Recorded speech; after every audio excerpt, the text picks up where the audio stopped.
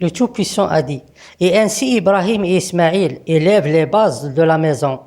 Ô notre Seigneur, accepte de nous, c'est toi l'audient et l'omniscient. Notre Seigneur, fais de nous tes soumis, et de notre descendance une communauté soumise à toi. Et montre-nous nos rites, et accepte de nous le repentir. C'est toi l'accueillant au repentir et le miséricorde de Dieu. Il suffit pour les gens et pour l'instant de savoir que Dieu Tout-Puissant exécute ces versets, c'est-à-dire il punit et pardonne et répand son bien à travers ses messagers, y compris les anciens prophètes.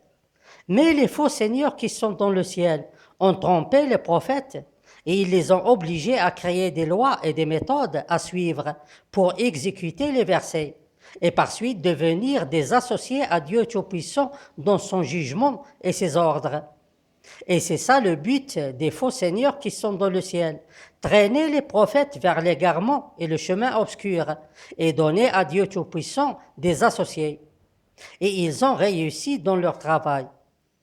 Et il essaie aujourd'hui de répéter la même procédure avec le messager de Dieu.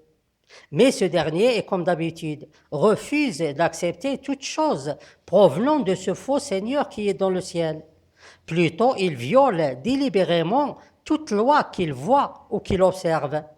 Et ceci pour exposer le mensonge et la tromperie des faux seigneurs qui sont dans le ciel. Car Dieu Tout-Puissant n'a pas besoin de suivre une loi ou une méthode pour exécuter ces versets.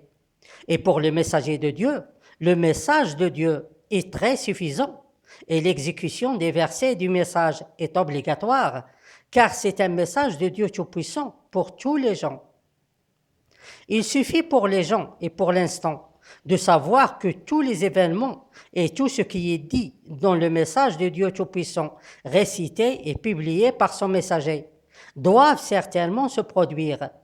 Bien sûr, si le message est juste et si le messager de Dieu est un vrai, car il n'y a aucune preuve qui prouve que le message est vraiment un message de la part de Dieu Tout-Puissant, sauf l'exécution de ces versets.